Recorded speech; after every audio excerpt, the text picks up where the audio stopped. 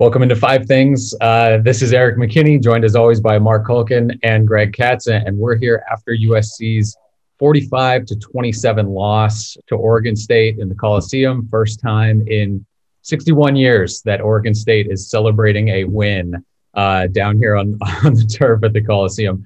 And again, we're going to go our five things. The first thing we're going to give is our player of the game.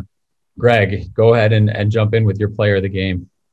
Well, I think I needed a Sherlock Holmes microscope 10 times over, maybe the Palomar microscope to actually find something. Obviously, wasn't a pretty sight, guys, not a pretty sight. But I went with safety Isaiah Palomalu because he had 11 tackles, 6 solo, 5 assisted. I don't know if that's a good thing when your safeties are making all these tackles, but he was active. And I'm also going to give some credit on the offensive side to Keaton Slovis. He was only sacked twice. He wasn't knocked out of the game. He went wire to wire, 31 of 49 for 355 yards, 1 touchdown. And, you know, the 3 interceptions, the 2 were kind of, I think, near the end when it was kind of like desperation time. So, you know, trying to turn a negative into a positive in this situation is really hard, but that's the best that I could do. Yeah, Drake London for me on the offensive side, 10 catches, 165 yards. And it's going to be a problem if he is the player of the game every single game. Look, he's good enough to do it. USC's got to find something else. They've got to find not a throw it down the sideline and hope Drake makes a play. I think that's, an issue right now. But the real player of the game, it's Jonathan Smith, the head coach for Oregon State. That guy, what he has built in just a few years there, kind of, under the radar there in Corvallis and doing it pretty quietly. This offense looks like what USC's offense used to look like. It is a dominant run game. There is a ton of play action. It feels like they can get anything they want at any time against USC in this game. So a ton of credit to him, Oregon State quarterback, running back, offensive coordinator, all of it. But that is a nice program that Jonathan Smith has built there. Marc, go ahead. Your player of the game. Yeah, I'm stretching and looking, and I can't find one. So, yeah, there wasn't one. Is that an acceptable answer tonight? Well, we each get 2, so you're good. We've got the average coverage. Okay. What I would like to say, though, on behalf of Marc, is that echoing on your point, Erik, which I think is a good time to do it, I had written before that Jonathan Smith should be considered as one of the possible candidates as the head coach. Not that he's a big fish because he's at Oregon State, but this guy's pedigree of being under Chris Peterson and being under Dennis Erickson, he's obviously learned his craft. If he was at a higher profile school, but you know what? If they run out of A-list guys, I would not have hesitation talking to him. He's not a real extroverted, LA charismatic guy, but neither was John McKay when he first came here. Okay. It's about winning at USC, but I just wanted to throw that in there because I think that Jonathan Smith deserves that type of recognition for what he's done as well. Well, Jonathan Smith accomplished what the Oregon State Beavers have not done since. I think, Greg, you're the only person who's been alive to see them win here. I was hoping you would bring that up. I was actually 10 years old. I was 7 years from my father's. Yeah, I was 7 years out. Thanks for being so specific on that. That was appreciated. Yeah, you could tell there's a little bit of emotion. So I could never tell. Let's go to the second thing, and Greg, you had to go ahead and get started. And that's the play of the game for you, Greg, in this lopsided loss. Okay, I was looking at it, and it struck me as the play of the game for me was with 12:06 remaining in the third quarter when Chance Nolan hit Tyjon Lindsey for a 17-yard TD pass. And I say that because the Trojans were right there. It was like 21-17, I think the score was, and then they boosted it up to 28-17. And there's something about cutting through to a double-digit lead. I think it was like the moment of truth, and unfortunately, the truth was the truth. Marc, go ahead. Your play of the game. I'm trying to figure out which drop pass probably contributed to the downfall of the team tonight. So without being specific, all the drop passes. Yeah, if anybody can tell, I'm probably not going to be the most positive person tonight. So I don't think anybody needs to be positive from this. This was a drilling. Yeah, no, drilling. Yeah, this was a pounding.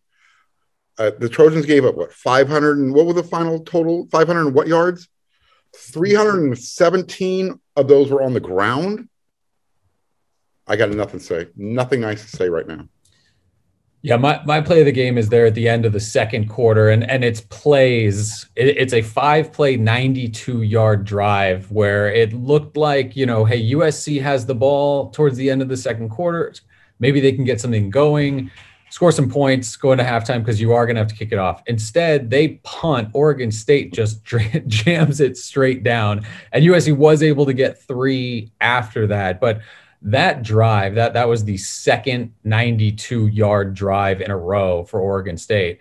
And when they did that, that was the first exclamation point of USC really doesn't have any answers. Not just, maybe they can figure it out. This was a statement of you cannot stop this offense. And that to me was going in, so you're sitting there at halftime thinking, this is not going to end well. There probably isn't going to be a second half rebound here. And that was in a game full of statements from Oregon State. That to me was signified kind of the biggest, Chris Steele said after the game, we got punched in the chin. That was a knockout blow for me, that drive.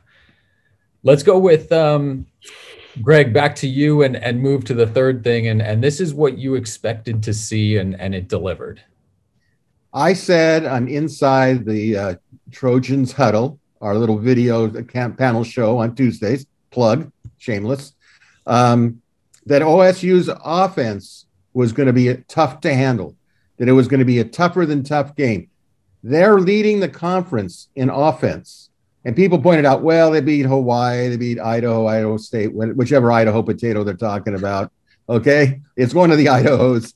But you know what? When you got a balanced attack like that and you have a philosophy and you know what the hell you're doing, I expected that. What I didn't expect that it would be as bad and as thorough and as demonstrative as it was.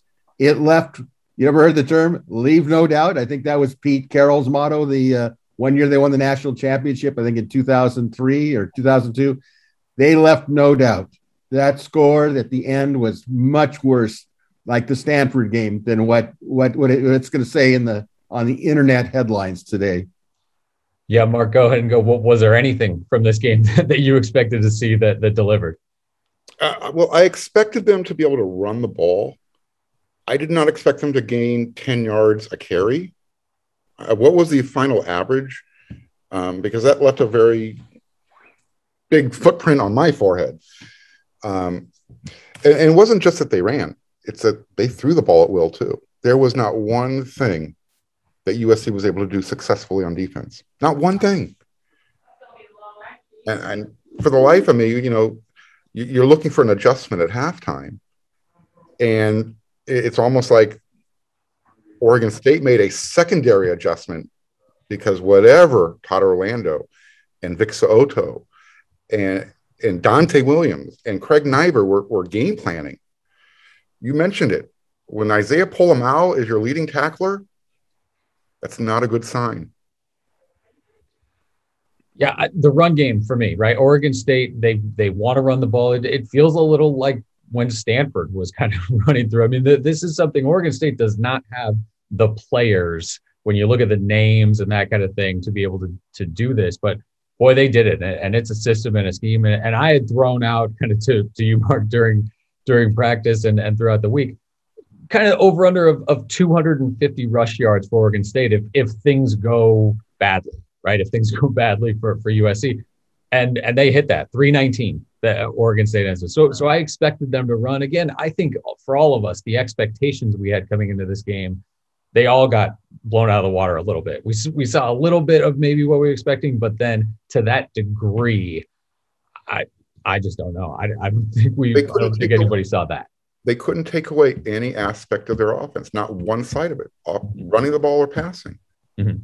And so we'll go. I mean, we all sort of hit on it a little bit, but the fourth thing is what surprised you? What surprised you from this game? Greg, go ahead and go with yours.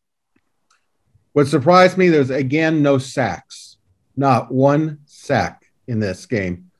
I was surprised, not tremendously, that again we didn't score in the third quarter again. Okay, this is a pattern that's been going on forever and a day. And I'm sorry, I don't even think it's adjustments anymore. It is the system. It is the play caller. I am sorry. I don't mean to hurt people's feelings, but this has gone on long enough. People were booing Clay Helton. I think the focal point, and I'm not leading a band here to have this happen, but they're going to turn their attention on the offensive play calling and the philosophy. I think the air raid, the faster it's gone, and we can start a new beginning, the happier SC fans will be. The unfortunate part is we're still in the first third. Well, we're kind of completed today, the first third of the season. And, I think what surprised me is that it was on both sides of the ball this time, that it was just horrible. Todd Orlando's biggest rap is that after teams have seen his defense for maybe 3 years, they kind of catch on to what's going on, and things kind of statistically go. I shudder to think what Notre Dame is going to do in terms of keeping the ball on the ground. I watched them today, and believe me, some of these UCLA, what they do on the ball, and I don't know what the answer is. I wish I did, and I wish I had an answer that I could be wrong at, but I think they're in a lot of trouble. I think mentally and physically. Yeah, Mark, go ahead. Do the thing that surprised you from this game. The lack of fight. I mentioned this last week. This team was already very tenuous. They were already walking on eggshells. I think the confidence on this team is literally about to shatter. I mean, right now it's being held together by I don't know what. But, Erik, we talk to these players after the game. And a lot of the stuff we don't talk about on the message board, or we don't write about it. This team has a lot of issues in that locker room. It's well beyond the scheme. There's just a lot of stuff going on. So for me, it was the lack of fight. That's what surprised me. To hear the team talk about, the energy that Dante brings, and the halftime rah-rah speech or whatever he gave last week at Pullman to help them score 45 unanswered points. That didn't work this week. And when you're 0-2 at home in conference against the two teams that you were anticipating beating significantly, we can point to the scheme, we can point to the coordinators, but there is a bigger underlying issue right now, and there is no trust and there's no confidence. Yeah, I think that's it for me, is the way that they came out and couldn't fight back. I mean, against Washington State, they come out of the second half and they figure things out, get it going kind of in a positive direction. It's tough when you are told to do things right. You have Clay Helton as the coach, and he tells you to do things a certain way, and you do them, and you just get blown out by Stanford. And now you've got Dante Williams in there, and he tells you to do things a certain way, and you do them, and you get blown out by Oregon State. That is tough to rebound from. But again, I anticipated them when it started going kind of blow for blow. Okay, they're gonna pick it up and they're gonna go. And Graham Merrill said after the game, boy, it kind of felt, paraphrasing him a little bit, but it felt like our energy just got zapped as soon as we faced a little bit of adversity. And it felt like this team would not be a team that did that they'd want to fight for Dante, that they wanted to be back at home and show out and do well. For them to have just no answers defensively, and then just sort of fall apart offensively. That surprised me. And that goes into, I think, our next point, our fifth thing. And again, we all sort of hit on this a little bit. Greg, you go ahead and go. This is spinning it forward. Your biggest takeaway from this game and how it looks the rest of the year. I think this team's in trouble. Because they haven't even got to the meat of the schedule yet. It's possible that Stanford and it's possible that Oregon State are really part of the meat of the schedule. We just didn't really totally believe it at the time, but we better believe it now. I don't know what the answer is going to be for this team, but I think you guys hit it on the head. You could changing the scheme. It's like changing uniform colors and all that. It's still the same body. And somehow, some way, the captains on this team are going to have to prove that they're captains. They're going to have to try to get into this. This is a player thing now, as well as a schematic problem. And they say a leopard doesn't change its spots. I will say this: if they don't get themselves together, it's going to be one of the longest seasons that we have seen. And we've seen some tough ones, but this one has the earmarks of having a real difficult deal. Because as Mark pointed out, you start losing games at home, you're going to start losing fans in the stands. Okay. Everyone knows there's a light at the end of the tunnel, but we're not at that light yet. That'll be the coaching change. That'll be like the hope is returned. But if these players are going to do something, they have to look inside themselves. And I agree with Mark. I agree with you. That's where it's got to begin. You can lead a horse to water. You can't make it drink. These coaches can stay up all night and then some. But if the players don't buy into whatever they want to do, it's still their team. Dante Williams, those type of speeches at halftime are good maybe once or twice a season at most. With a regular head coach, right? He has shot his, how shall I put it? I don't want to use it. Oh, well, see, there's always one. Taking his shot. Yeah, he's taking his shot. It's beyond him now. It's beyond him. So it's a game week by week season now. Hopefully this team cannot look ahead to anything. Maybe it's good they're going to go to Colorado because Colorado has really not a great offense. But we'll see what happens. Anything can happen with this team. They're going to try to run it. Yeah. Mark, go ahead. Your fifth thing. Spin it forward. Your biggest takeaway from this game. My biggest takeaway is I think right now the players, they need to have a players only meeting. No coaches. These guys need to come together and say, you know what, let's play for ourselves. Forget the fans. Forget the staff. Let's not embarrass ourselves anymore. Let's pretend, let's remember, the colors we're wearing. I'm going to go back to what I said last week. Very rarely can I not put my finger on the pulse of a USC football team. This is a team that I cannot read right now. I can talk to them and they'll give me the answers off the record. But Dante's got a long road ahead for the next 8 games. Yeah, there's not a lot to spin forward. Practices on Tuesday. We'll be out there, and hopefully, they'll have the right mindset.